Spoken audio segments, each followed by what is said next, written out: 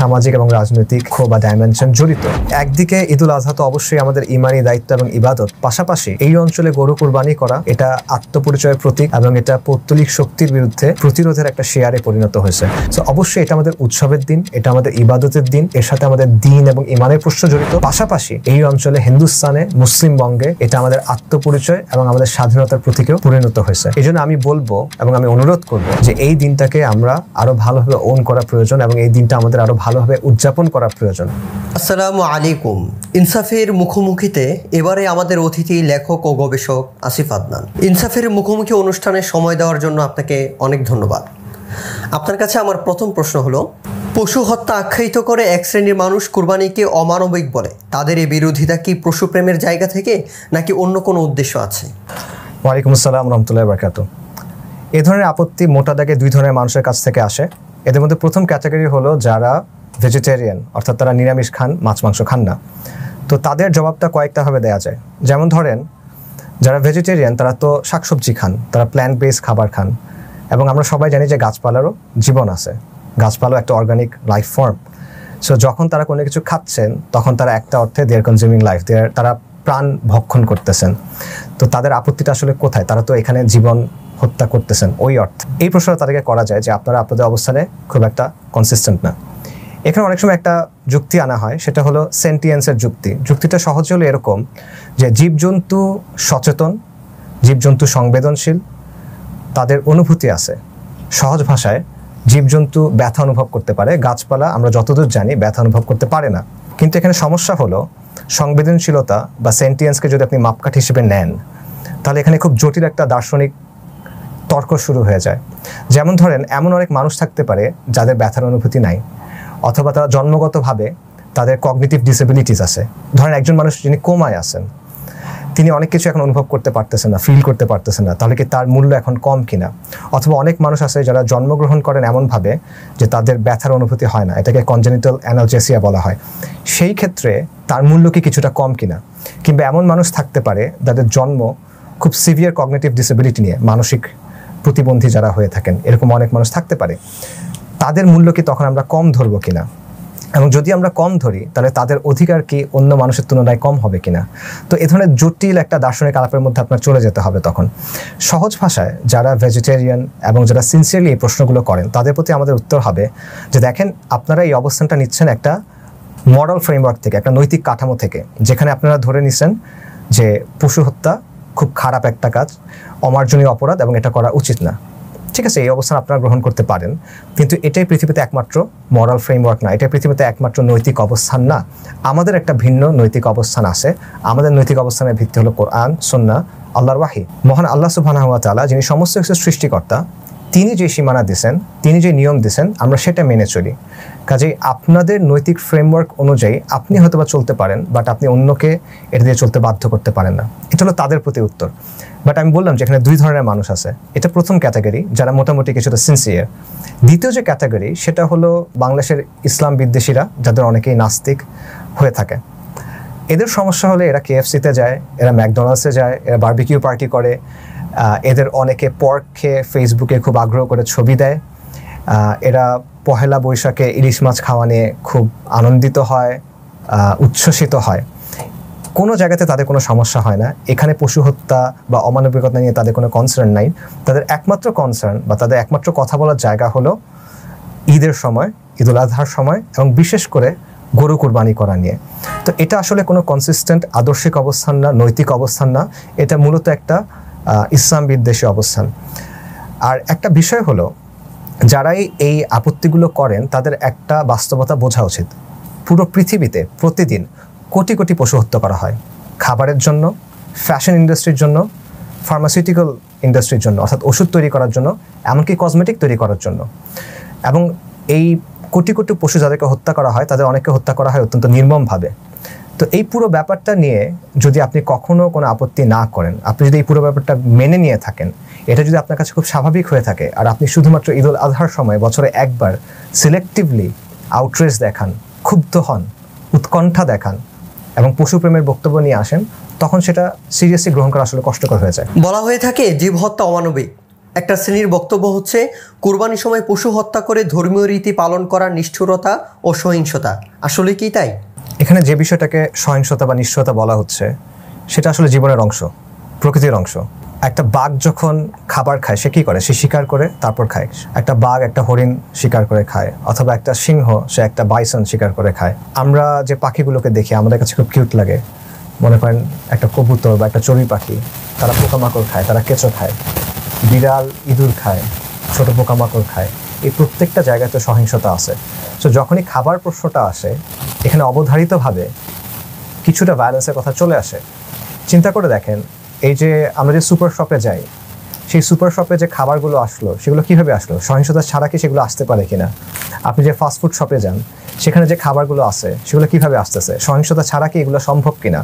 এটা কি সম্ভব যে সমুদ্রের মাছ এসে বললো যে ঠিক আছে আমাকে নিয়ে যাও সুপার শপে, অথবা গরু, ছাগল, ল্যাম্ব, নানা জিনিসপত্র যেগুলো আছে সবাই এসে বলতেছে হ্যাঁ ঠিক আছে আমাকে নিয়ে যাও, আমাকে খাও?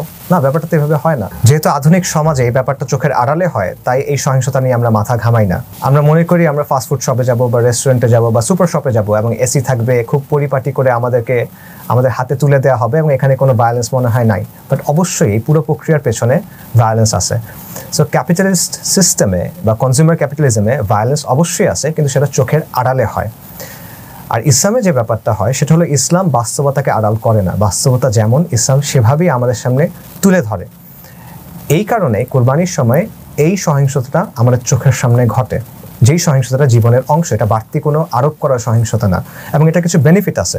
এটার বেনিফিট হলো প্রথমত আমরা শুকরগুজার হইতে পারি মহান আল্লাহ রাব্বুল আলামিনের কাছে যে আমাদের রিজিকটা কিভাবে আসতেছে, এই প্রসেসটার মধ্যে কোন কোন বিষয়গুলো ইনভলভ সেটা আমাদের চোখের সামনে ঘটে। দ্বিতীয়ত, পশুর সাথে অবস্থান করার কারণে পশুর প্রতি আপনার আচরণ অনেক হিউমেইন হয়। যখন একটা বিষয় চোখের আড়ালে ঘটে তখন সেটার প্রতি আমাদের মধ্যে এক ধরনের উদাসীনতা কাজ করে, বা যখন এটা আমাদের চোখের সামনে ঘটে তখন সেটার সাথে আমাদের একটা মানসিক আত্মিক সম্পর্ক তৈরি হয়। এই ব্যাপারটা সেখানে থাকে। সো ইসলাম এই পুরো প্রক্রিয়াটার মধ্যে একটা অ্যাকাউন্টেবিলিটি, এথিক্যাল ফ্রেমওয়ার্ক এবং তাকওয়ার ডাইমেনশন যুক্ত করে। আর যদি নিষ্ঠুরতার কথা বলেন তাহলে কনজিউমার ক্যাপিটালিজম যে মাত্রার নিষ্ঠুরতার প্রয়োগ করে, যে ধরনের নৃশংসতা করে, এটা অন্য কারো পক্ষে রিক্রিয়েট করা সম্ভব না।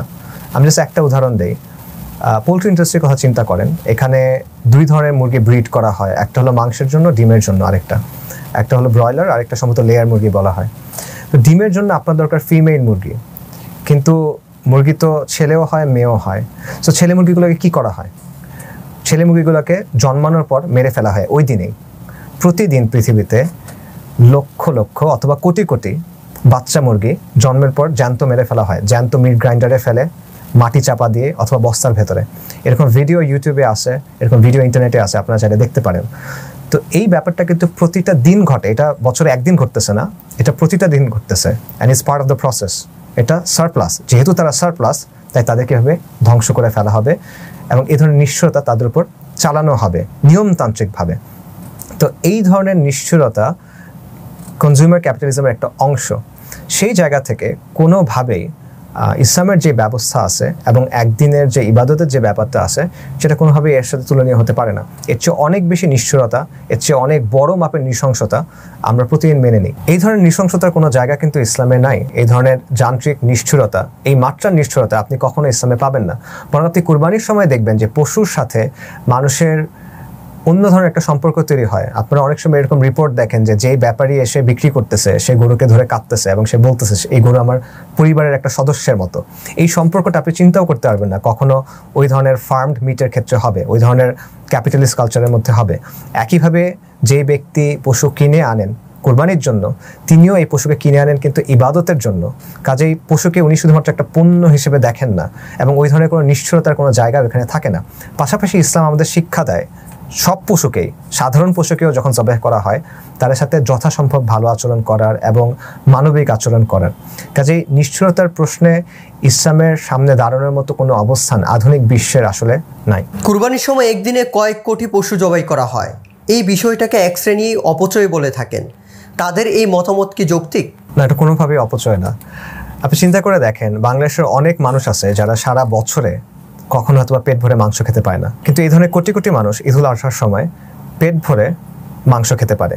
একদিনে এত পরিমাণ মাংস, এত পরিমাণ খাবার স্বেচ্ছায় বেলানো হচ্ছে, এরকম ইভেন্ট, এরকম ঘটনা পুরো পৃথিবীতে খুব কম ঘটে, যেটা কুরবানির সময় সারা বিশ্বে ঘটে, সারা মুসলিম বিশ্বে ঘটে।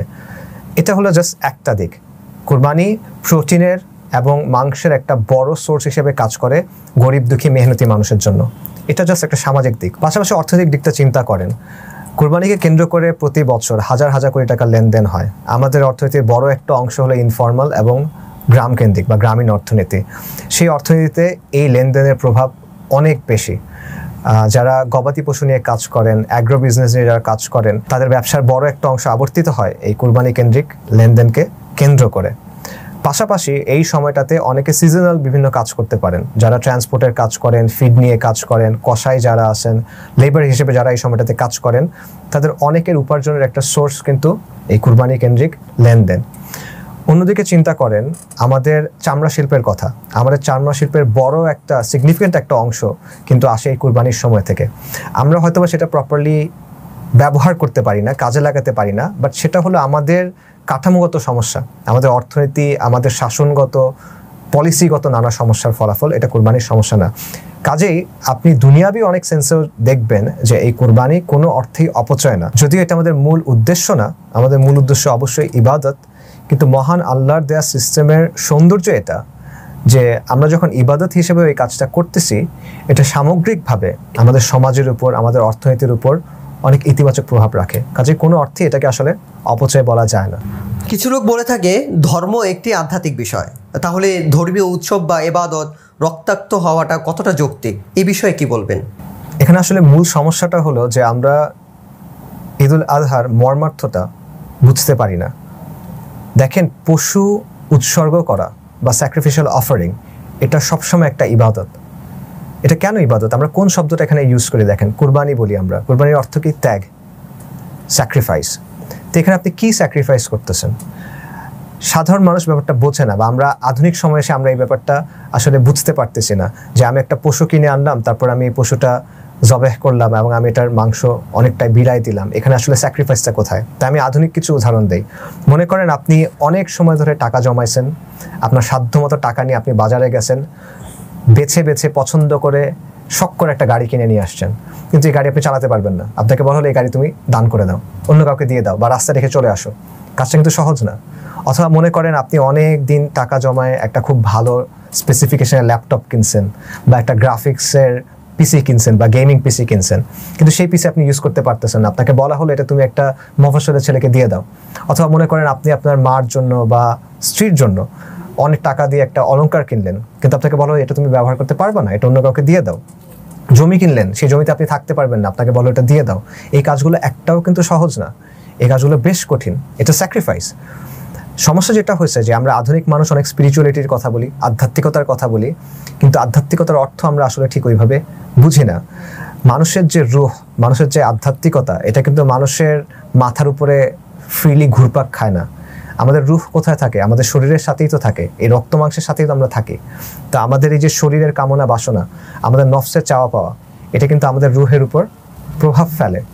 এই কারণে যে জিনিসটা আমরা ভোগ করতে চাই, যে জিনিসটা আমার কাছে পছন্দ, যে জিনিসটার মালিকানা আমি চাই, ওই জিনিসটা ছেড়ে দেওয়া অনেক কঠিন। এই জায়গাটাতেই তো স্পিরিচুয়ালিটির পরীক্ষা।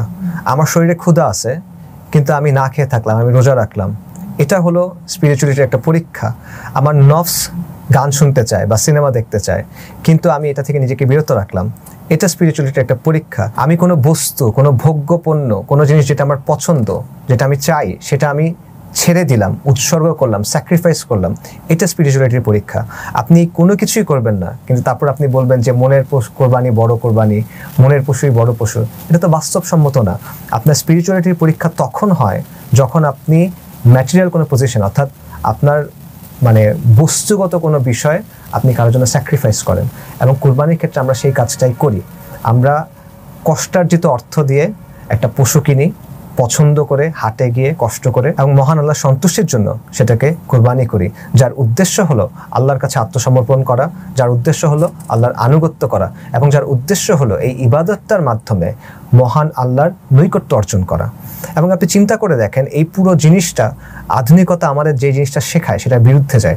আধুনিকতা আমাদের শুধু শেখায় নফসানিয়াতের কথা, যে আমার আরও লাগবে, আমি আরও ভোগ করতে চাই, আমি আরও জিনিসের মালিক হইতে চাই, এবং আমরা শুধু ভোগ, শুধু বস্তু, শুধু পণ্য, এইসব জিনিসে মগ্ন হয়ে থাকে। কুরবানি আমাদেরকে এখান থেকে বের করে নিয়ে আসে। কুরবানি আমাদেরকে শেখায় যে তুমি তোমার সম্পদ, তুমি তোমার প্রিয় জিনিস মহান আল্লাহর জন্য উৎসর্গ করো। এবং এখানেই ইব্রাহিম আলাইহিসসালাম এবং ইসমাইল আলাইহিসসালাম তাদের যে আত্মত্যাগ, তাদের যে ঘটনা, সেই শিক্ষাটা আমাদের জন্য প্রাসঙ্গিক হয়ে ওঠে।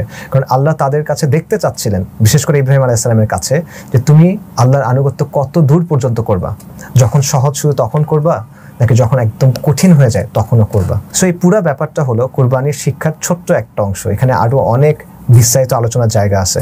সো এই পুরো বিষয়টাকে অগ্রাহ্য করে শুধুমাত্র কুরবানির সময় জবে করা হয়, রক্ত পড়ে, রাস্তাঘাট ময়লা হয়, এভাবে বিষয়টা দেখা, এটা আসলে খুবই সিম্পলিস্টিক এবং একমাত্রিক একটা দৃষ্টিভঙ্গি আর কি। এবং এই প্রশ্নগুলো মূলত আসে কারণ কুরবানি এবং ইবাদতের এই মর্মার্থটা উপলব্ধি না করতে পারার কারণে। একটা শ্রেণীর বক্তব্য হচ্ছে, কুরবানির অর্থ যেহেতু প্রিয় জিনিস ত্যাগ করা, তাহলে সেই ত্যাগ পশু জবাইয়ের মাধ্যমে না করে অন্য কিছু দিয়েও তো করা যেতে পারে। যেমন তাদের যুক্তি হচ্ছে পশু কেনার টাকা সদকা করে দেওয়া বা অন্য কোনো ভালো কাজে ব্যয় করা।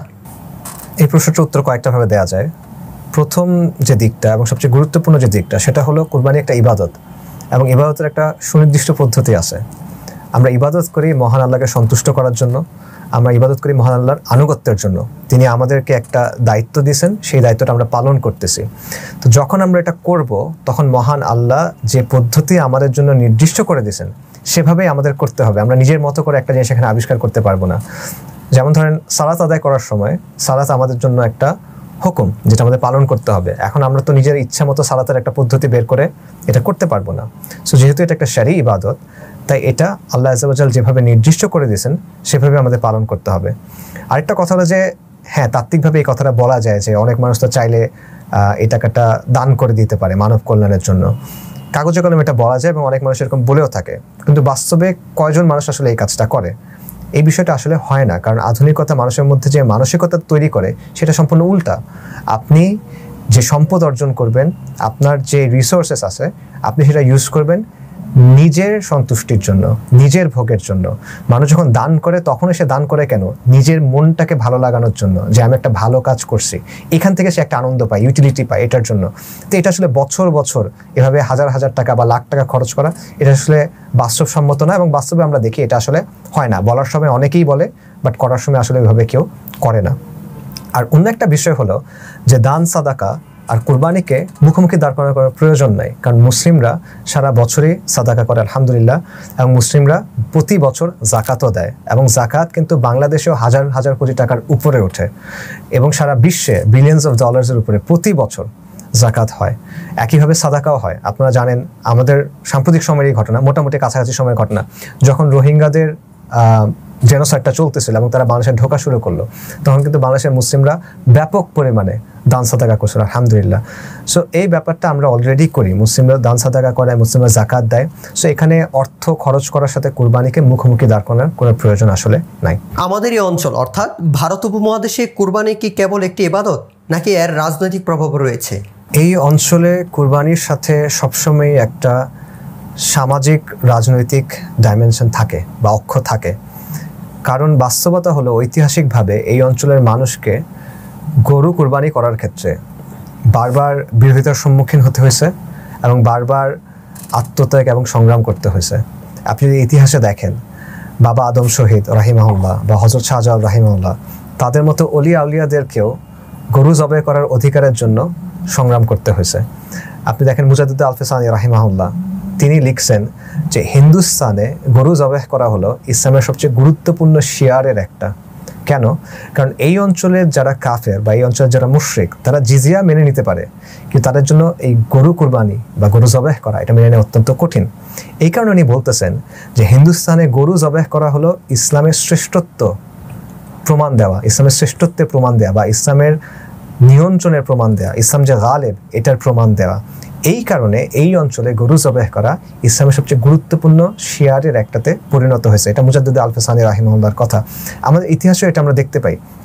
পলাশীতে মুসলিমদের পরাজয়ের পর গরু কুরবানি করা অত্যন্ত কঠিন হয়ে যায়। হিন্দু জমিদাররা মুসলিমদের নানাভাবে এটাতে বাধা দিতে থাকে। আপনারা জানেন মীর নিসার আলী তিতুমীর রাহিমাহুল্লাহ, তিনিও কিন্তু গরু কুরবানি করাটা বা গরু জবাহ করাটা সামাজিক রাজনৈতিক প্রতিরোধের একটা প্রতীক হিসেবে গ্রহণ করছিলেন। কাজেই ঐতিহাসিকভাবেই গরু কুরবানি করার সাথে এখানে একটা সামাজিক এবং রাজনৈতিক অক্ষ বা ডাইমেনশন জড়িত। এবং 47-এর আগ পর্যন্ত নবাবদের নিয়ন্ত্রণে থাকা কিছু জায়গা ছাড়া অন্যান্য অঞ্চলে মুসলিমদের জন্য গরু জবাহ করা অত্যন্ত কঠিন ছিল। 47-এর পরে এটা কিছুটা সহজ হয়ে আসে। তারপরও যেসব অঞ্চলে হিন্দুদের প্রভাব বেশি ছিল সেসব অঞ্চলে মুসলিমরা গরু কুরবানি করতে পারতো না। এমনকি মুনতাসির মামুন সাহেবের মতো লেখকরাও বলতেছেন যে আজকে থেকে 60-70 বছর আগে গরু জবাহ করা এতটা সহজ ছিল না। কাজে একদিকে ঈদুল আজহা তো অবশ্যই আমাদের ইমানি দায়িত্ব এবং ইবাদত, পাশাপাশি এই অঞ্চলে গরু কুরবানি করা এটা আত্মপরিচয়ের প্রতীক এবং এটা পৌত্তলিক শক্তির বিরুদ্ধে প্রতিরোধের একটা শেয়ারে পরিণত হয়েছে এবং এটা বর্তমানেও চলমান। আপনারা জানেন যে আমাদের পার্শ্ববর্তী দেশে ভারতে মুসলিমদের গো রক্ষার নামে মুসলিমদের রাস্তায় পিটায় হত্যা করা হচ্ছে, কারো বাসায় গরুর মাংস আছে এই কথা বলে ঘর থেকে পিটা এনে গণপ্রতিনিধি হত্যা করা হচ্ছে। ইভেন এখনও বিজেপির অনেক নেতা তারা বলতেছে যে তোমরা পশু কোরবানি করার দরকার নেই, তোমরা পশুর আকৃতিতে কেক বানাও তারপর সেটা কাটো। অর্থাৎ কোরবানির ক্ষেত্রে যে প্রতিবন্ধকতা বা যে বাধা দেওয়ার যে ব্যাপারটা সেটা কিন্তু এখনও চলমান। এই কারণে একদিকে অবশ্যই এটা আমাদের ইবাদত, এটা অবশ্যই আমাদের উৎসবের দিন। নবী সাল্লাল্লাহু আলাইহি ওয়াসাল্লামের হাদিস থেকে আমরা জানি তিনি বলছেন যে প্রত্যেক জাতির উৎসবের দিন থাকে, আমাদের উৎসবের দিন দুটা, ঈদুল ফিতর এবং ঈদুল আজহা। সো অবশ্যই এটা আমাদের উৎসবের দিন, এটা আমাদের ইবাদতের দিন, এর সাথে আমাদের দিন এবং ইমানের প্রশ্ন জড়িত। পাশাপাশি এটার সাথে আমাদের এই অঞ্চলে, বিশেষ করে এই অঞ্চলে হিন্দুস্তানে মুসলিম বঙ্গে এটা আমাদের আত্মপরিচয় এবং আমাদের স্বাধীনতার প্রতীকেও পরিণত হয়েছে। এই জন্য আমি বলবো এবং আমি অনুরোধ করব যে এই দিনটাকে আমরা আরও ভালোভাবে ওন করা প্রয়োজন এবং এই দিনটা আমাদের আরও ভালোভাবে উদযাপন করা প্রয়োজন। শরিয়ার সীমানার ভেতরে থেকে এই দিন কেন্দ্রিক আমাদের আরও বিভিন্ন আয়োজন করা প্রয়োজন। সেটা মেলা হতে পারে বা গ্রামের মানুষকে নিয়ে বা এলাকার মানুষকে আরও বিভিন্ন আয়োজন হতে পারে। কারণ এটা একদিকে আমাদের ইবাদত, অন্যদিকে এটা কুফরি শক্তির বিরুদ্ধে, পৌত্তলিক শক্তির বিরুদ্ধে মুসলিম বঙ্গের প্রতিরোধের একটা প্রতীক। ইনসাফের মুখোমুখি অনুষ্ঠানে সময় দেওয়ার জন্য আপনাকে অনেক ধন্যবাদ। আপনাকেও ধন্যবাদ।